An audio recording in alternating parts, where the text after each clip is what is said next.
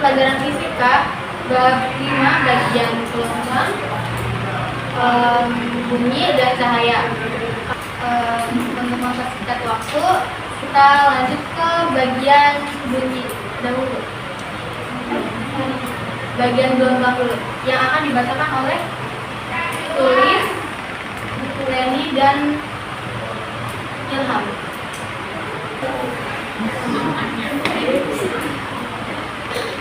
Definisi secara sederhana, gelombang adalah gangguan yang menggalang atau getaran yang menghambat. Contoh, gelombang air, gelombang suara, dan gelombang elektromagnetik.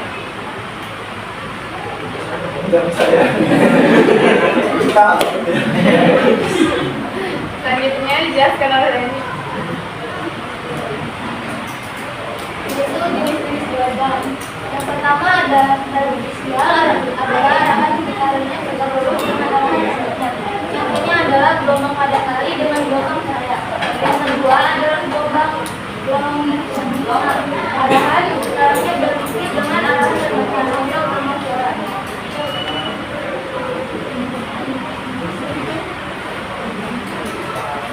Yang ketiga yaitu gelombang mekanik. Gelombang mekanik yang memerlukan medium untuk merambat.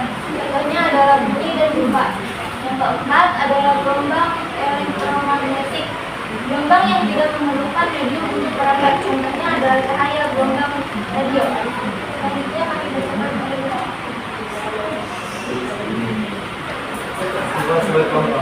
Gelombang memiliki variabel frekuensi, panjang gelombang, dan kecepatan.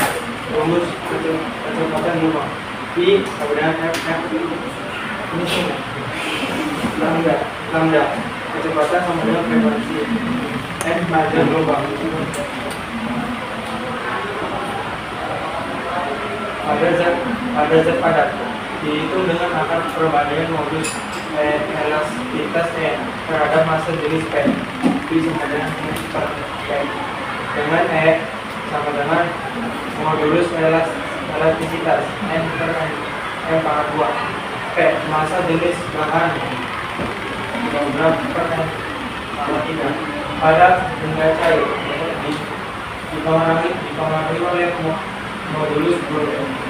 B dan massa jenis P sama dengan D per M, dengan D sama dengan modulus volume N per M per M pangkat 2. P sama dengan massa jenis cair kilogram per M pangkat 3.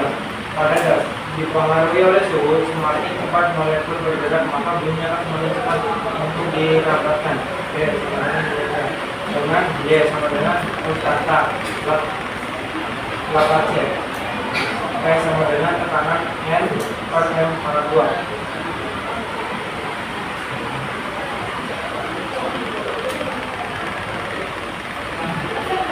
efek ini terjadi karena tandang gelombang sumber bunyi akan berubah secara relatif ketika mendekat atau menjauhi pengamat. Contohnya seperti sekian ambilan dan sekian resonansi. Proses isu berdekatnya berbeda karena frekuensi alaminya sama dengan frekuensi dari suatu sumber bunyi. Contohnya bergetarnya jendela pada saat terjadinya halilintar dan penyanyi memecahkan kaca menggunakan suaranya.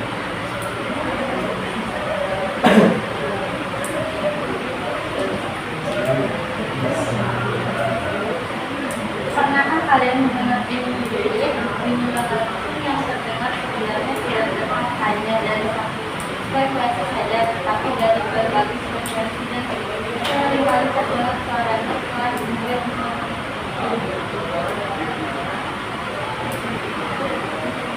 Akhirnya manusia memiliki batas atau ambang pendengaran secara simbol pada tubuh kuat metas tersebut. Karena indikasi tersebut yang tidak dapat didengar bunyi dari sumber bunyi. Lalu intensitas ODB sumbernya ambang pendengaran manusia 10 sampai 20 dB sumbernya bisikan kecil, sampai 40 dB sumbernya perkataan, 50 sampai 70 dB percakapan sehari-hari, 70 sampai 80 dB sumbernya lalu lintas yang ramai, 90 dB sumbernya alat pengubur beton, 10 dB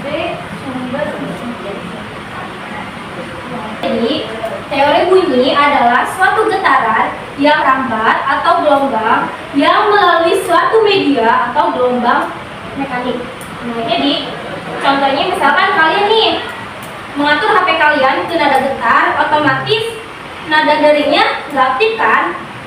Nah, kalau misalkan ada yang masuk notif chat atau ada yang apa nih, contohnya seperti ini.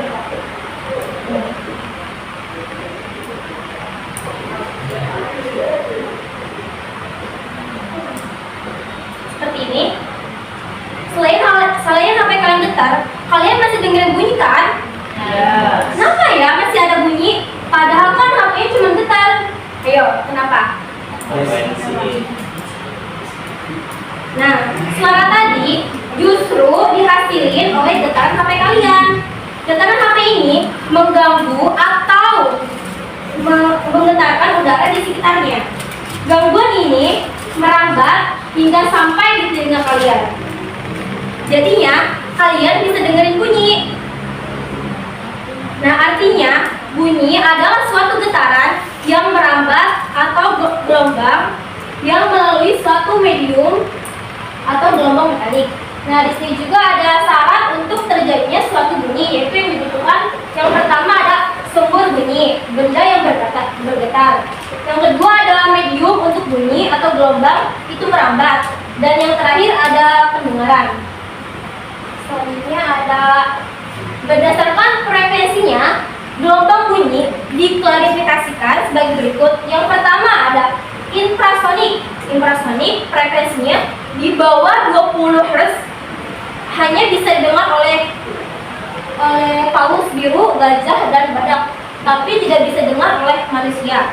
Dan kemudian ada audiosonik, gelombang yang memiliki frekuensi jangkauan 20 Hz sampai 20.000 Hz. Dan kali ini hanya mampu didengar oleh manusia saja. Dan yang terakhir ada ultrasonik, gelombang yang memiliki frekuensi di atas 20.000 Hz. Hal ini juga tidak dapat didengar oleh manusia, tapi hanya didengar oleh kelelawar, lumba-lumba, dan kucing.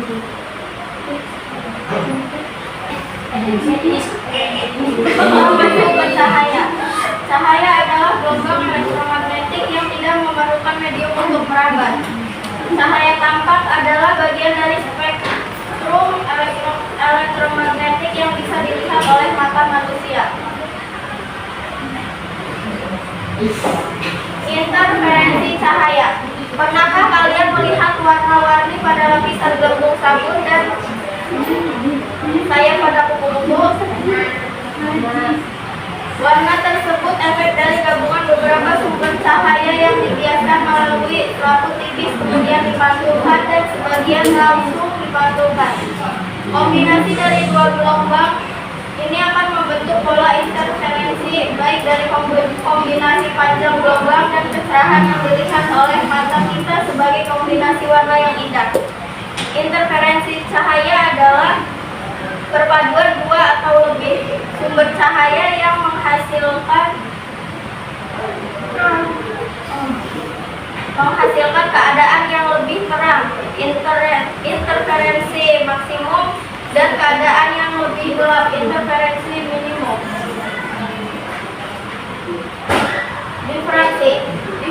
Difraksi dibagi menjadi dua, difraksi celah tunggal dan difraksi isi.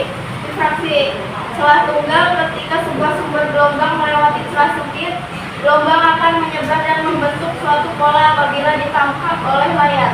Difraksi isi adalah banyak celah sempit dengan jarak antara celahnya dibuat sama untuk mendapatkan pola yang sama. Salah satu contoh aplikasi difraksi pada isi adalah penentuan struktur kristal karena kristal memiliki pola yang berbeda. Selanjutnya akan diisi oleh kita.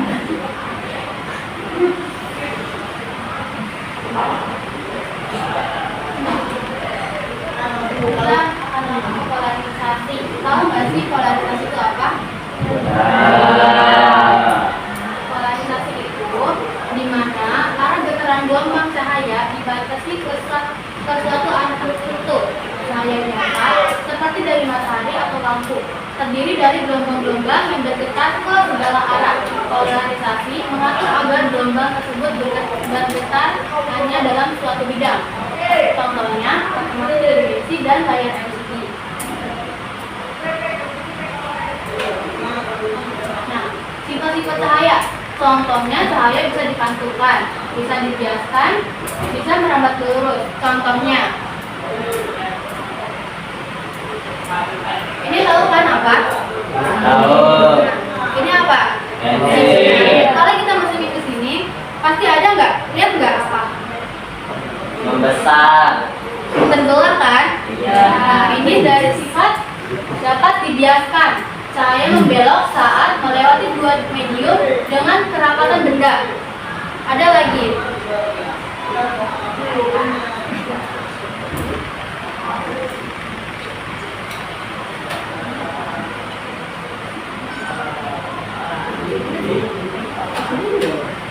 Nah, lihat, merambat lurus.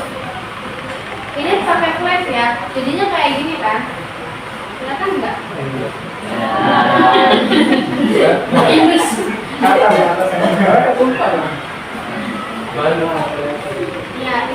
itulah. Bisa kalian coba di rumah ya kalau masih belum tahu. Contohnya begitu dari cahaya itu.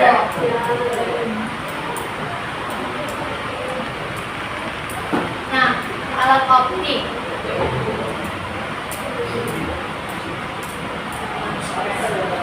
Alat optik itu waktu yang dibutuhkan untuk suatu kali getaran. Contohnya apa? Ada yang tahu nggak? Contohnya AC. AC kan itu yang bolak-balik itu butuh getaran untuk satu kali getaran. Frekuensi, banyaknya getaran dalam satu detik dinyatakan dalam hertz. Frekuensi itu sama aja kayak elektromagnetik. Kayak contohnya dari TV, dari radio, gitu. Amplitudo, simpangan terjauh dari titik keseimbangan. Contohnya seperti ya sama sih sebenarnya.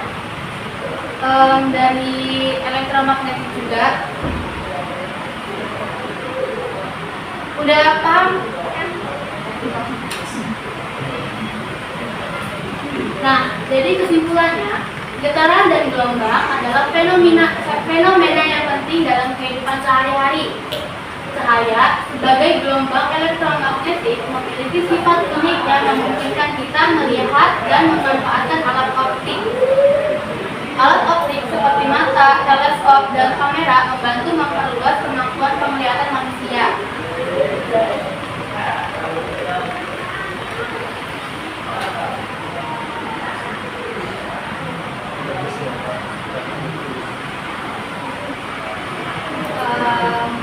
Kita quiz dulu ya. Kan tadi kan kita udah presentasi. Biar kalian makin hafal juga. Jadi kita quiz. Apa yang dimaksud oleh periode getaran? Ada yang tahu nggak? Siapa yang jawab A? Tangan dong. Kan tadi udah. Ada yang tahu nggak? Periode getaran tadi kan udah. Kalau enggak bikin polling aja di grup. Iya. Yang A, angkat tangan. Masya Allah. A. Yang B. A aja deh. Yang C. A aja. Yang D. Yang ngaco kemana ya? Nah, jadi apa yang dimaksud dengan periode getaran adalah Nah, apa ini bacanya? Waktu yang dibutuhkan untuk satu getaran lengkap. Lanjut.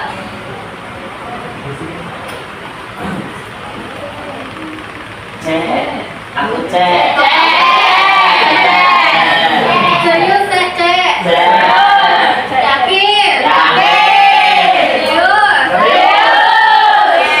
Enggak sapa aja.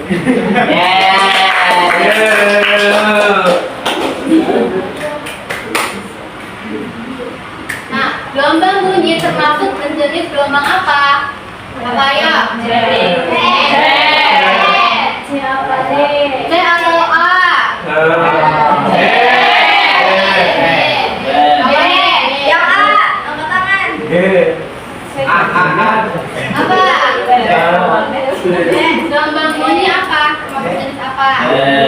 Oh gitu Dina. Cahayanya. Maaf kalau salah. Apa nih? Oke saya. Jawabannya B. B. Siapa yang jawabnya salah? Tadi siapa yang aku? Sila. Nah, jadi Bukan nyebut kelompok Jona. Ingat ya, ingat ya. Apa tadi?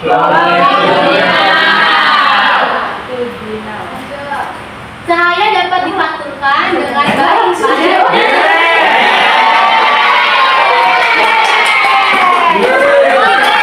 pada bonusnya itu ada bonus. Bener bro. Salah Bener, bro. harusnya.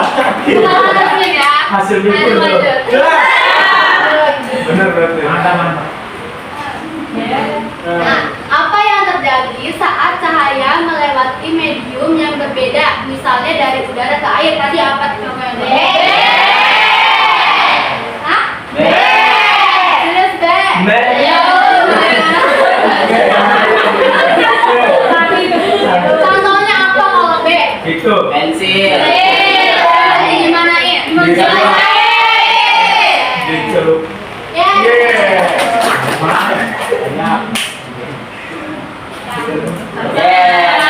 Sama-sama. Terima kasih yang udah mendengarkan.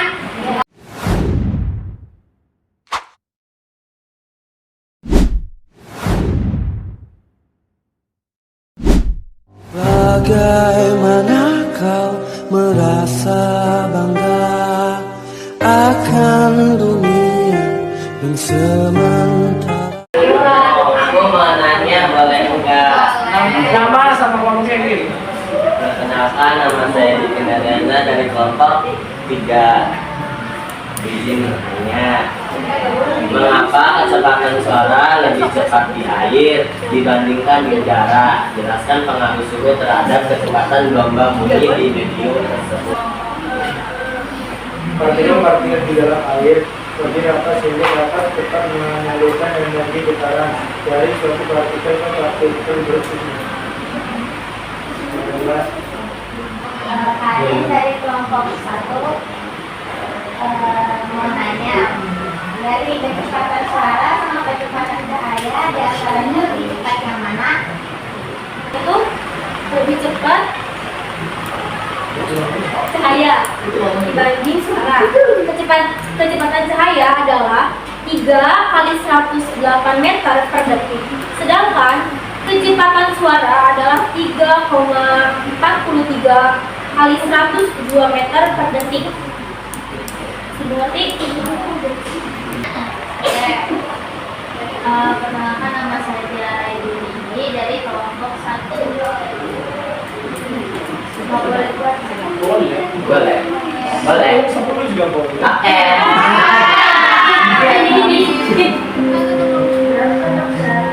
apa yang dimaksud dengan efek Doppler? Doppler. Double T. Bagaimana efek ini dapat menjelaskan perubahan frekuensi bunyi yang didengar oleh pengamat? efek Doppler itu adalah perubahan frekuensi bunyi yang terjadi ketika sumber bunyi dan pengamat bergerak relatif terhadap satu sama lain. Efek ini dapat berubah frekuensi bunyi yang didengar oleh pengamat karena perubahan jarak antara sumber bunyi dan pengamat. Biasanya akan dikatakan bagaimana efek Doppler berubah frekuensi bunyi. 1. Ketika sumber bunyi bergerak mendekati pengamat, frekuensi bunyi yang didengar oleh pengamat sangat meningkat. 2. Ketika sumber bunyi bergerak dari sumber pengamat, frekuensi bunyi yang didengar oleh pengamat akan menurun ketika pengamat akan menurun.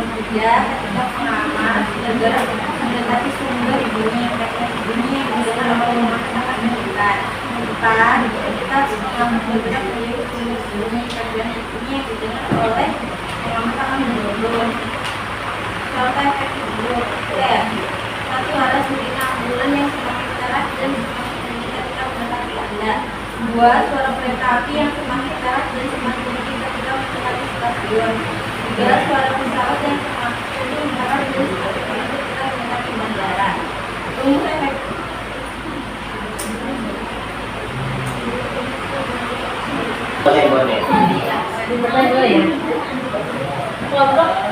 Dari kelompok 3.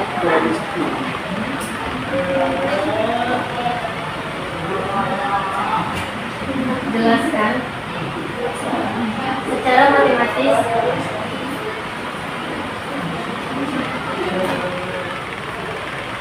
bagaimana indeks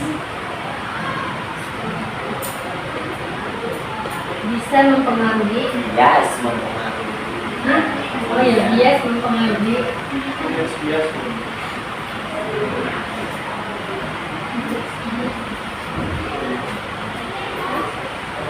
perubahan arah gelombang cahaya. Indeks bias didefinisikan sebagai rasio kecepatan cahaya di ruang bebas terhadap kecepatan cahaya dalam medium. Indeks bias diberi simbol N, nilainya 1 untuk udara dan 1,5 untuk kaca. I dan R masing-masing adalah sudut datang dan sudut bias yang dibentuk dengan garis normal. Medium yang lebih padat memiliki indeks bias yang lebih tinggi, dan karena itu kecepatan cahaya dalam medium tersebut lebih rendah dibandingkan dengan kecepatan cahaya dalam medium yang memiliki indeks yang lebih rendah. Dengan Dara?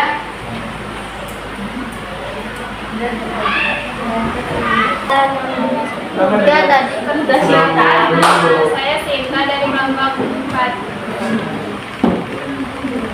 Siapa?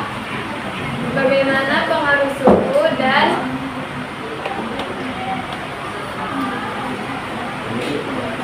kelembapan terhadap kecepatan lambat bumi? Suhu dan kelembapan udara dapat mempengaruhi kecepatan internet, terutama pada koneksi Wi-Fi. Pengaruh kelembapan. Kelembapan yang tinggi dapat mengganggu gelombang radio yang membawa sinyal internet. Pengaruh suhu udara yang tinggi dapat menyebabkan rendah dan sebaliknya.